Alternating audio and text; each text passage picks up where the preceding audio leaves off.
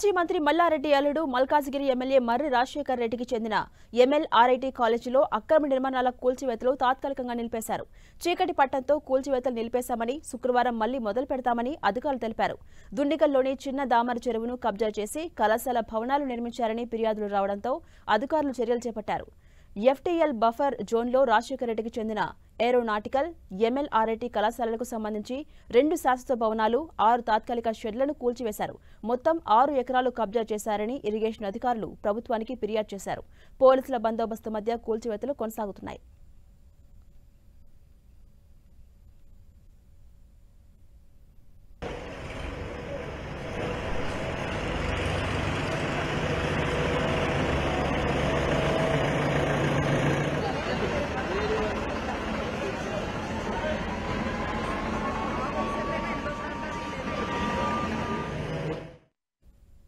మాజీ మంత్రి మల్లారెడ్డి అల్లుడు మల్కాజిగిరి ఎమ్మెల్యే మర్రి రాజశేఖర్ రెడ్డి హైదరాబాద్ శివారు దుండిగల్లోని చిన్న దామర చెరువును కబ్జా చేసి కళాశాల భవనాలు నిర్మించారన్న ఫిర్యాదుతో అధికారులు చర్యలు తీసుకున్నారు. ఎఫ్టీఎల్ బఫర్ జోన్లో రాజశేఖర్ రెడ్డికి చెందిన ఏరోనాటికల్, ఎంఎల్ఆర్ఐటీ కళాశాలకు సంబంధించిన 2 శాశ్వత భవనాలు, 6 తాత్కాలిక షెడ్లను కూల్చివేశారు.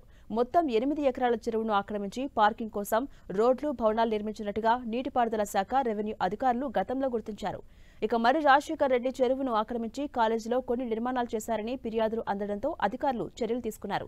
మేడ్చల్ కలెక్టర్ ఆదేశాలతో దుండిగల్, గండి మైసమ్మ మండల రెవెన్యూ, ఇరిగేషన్, మున్సిపల్ అధికారుల ఆధ్వర్యంలో కూల్చివేతలు జరిగాయి. ఉదయం నుంచి కూల్చివేతలు ప్రారంభించారు అధికారులు. కూల్చివేతల విషయం తెలుసుకున్నటువంటి విద్యార్థులు ఆందోళనకు గురయ్యారు. కూల్చివేతలను అడ్డుకోవడంతో కాసేపు అక్కడ ఉద్రిక్త వాతావరణం ఏర్పడింది. అయితే కూల్చివేతలపై అధికారులు స్పందించారు. వారం క్రితమే యాజమాన్యానికి నోటీసులు ఇచ్చామని తెలిపారు. ప్రొసీజర్ ప్రకారమే కూల్చివేతలు జరుగుతున్నాయని చెప్పారు. ఉదయం విద్యార్థులు అడ్డుకోవడంతో కాసేపు కూల్చివేతలు నిలిచిపోయాయి. ప్రస్తుతం భవనాలను కూల్చివేస్తే తమ పరిస్థితి ఏంటని విద్యార్థులు ప్రశ్నిస్తున్నారు. అధికారులతో వాగ్వాదానికి దిగారు. భవనాల కూల్చివేతల వల్ల తమ చదువుకు ఇబ్బందులు కలుగుతాయని ఆవేదన వ్యక్తం చేశారు. ఇక ఆ తర్వాత విద్యార్థుల కళాశాల సమయం ముగించడంతో వారు ఇళ్లకు వెళ్లగా తిరిగి కూల్చివేతలు ప్రారంభించారు. మొత్తం 2 జేసీబీల సాయంతో కూల్చివేతలను కొనసాగిస్తున్నారు. అక్రమ కట్టడాలుగా గుర్తించిన వాటి సాయంతో తొలగిస్తున్నారు. మరోసారి ఎలాంటి ఉద్రిక్త వాతావరణం ఏర్పడకుండా భారీగా పోలీసులు బందోబస్తు ఏర్పాటు చేశారు. స్థానిక ఎంఆర్ఓ, ఇరిగేషన్, మున్సిపల్ అధికారుల పర్యవేక్షణలో కూల్చివేతలు కొనసాగుతున్నాయి. ఈ కూల్చివేతలపై యాజమాన్యం ఇంతవరకు స్పందించలేదు. ముందుగా నోటీసులు ఇస్తే బాగుండని యాజమాన్యం పేర్కొంది. ఘటనా స్థలానికి ఎమ్మెల్యే రాజశేఖర్ రెడ్డితో పాటు కుత్బుల్లాపూర్, కూకట్పల్లి ఎమ్మెల్యేలు వెళ్లారు. తమకు ఎలాంటి సమయం ఇవ్వకుండా భవనాలను కూల్చివేశారని మల్కాజిగిరి ఎమ్మెల్యే మర్రి రాజశేఖర్ రెడ్డి ఆరోపించారు. ప్రభుత్వం తమపై కక్షపూరితంగా వ్యవహరిస్తుందంటూ ఆరోపించారు.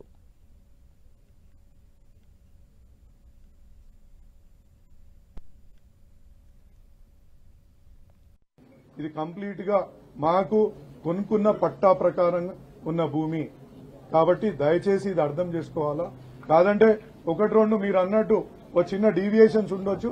దాన్ని కూడా మేము రెగ్యులరైజేషన్ కోసం అప్పుడే ఫీజు కట్టి కూడా పెట్టినాం కాబట్టి ఇది సుప్రీంకోర్టులో అలాగే ఉంది. సుప్రీంకోర్టు క్లియరెన్స్ ఇస్తే వస్తుంది. ఇంకా ముఖ్యంగా ఇవాళ నోటీస్ ఇచ్చిండ్రు ఒక వారం కింద.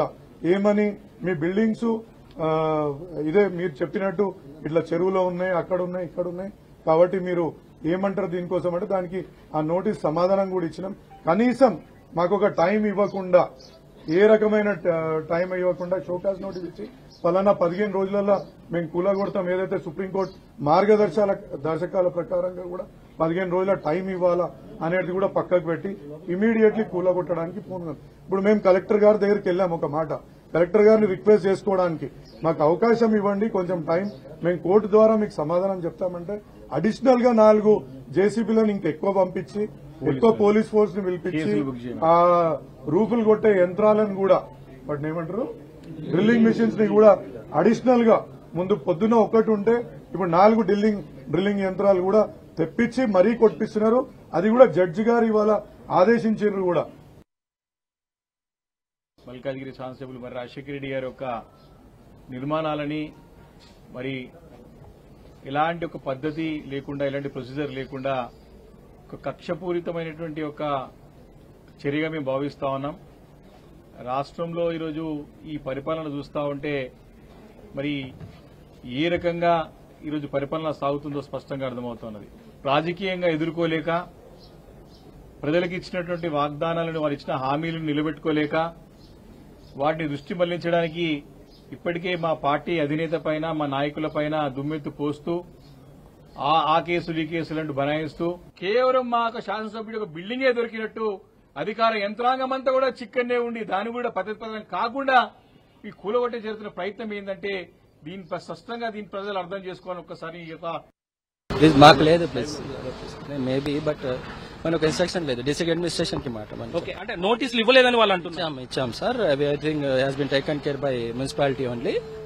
మేము పక్కా ప్రొసీజర్ ప్రకారంగానే చేస్తున్నాం. ఉదయం వాళ్ళు వచ్చినటువంటి సందర్భంలో కూడా మాకు నోటీసులు ఇవ్వలేదు, నోటీసులు ఇచ్చి మాట్లాడితే బాగుండేదని చెప్పారు. పదాం మేము అవన్నీ ప్రొసీజర్ ఫాలో చేశాము, నోటీస్ కూడా ఇష్యూ చేశాము.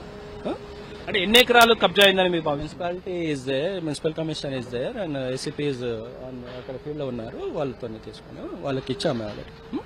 ఎవ్రీథింగ్ రికార్డ్ ఈజ్ దేర్, వాళ్ళు ఇస్తారు. మీకు ఆదేశాలు కూర్చోమని ఆదేశాలు ఇచ్చింది ఎవరు? మాకు వచ్చినారు ప్లీజ్.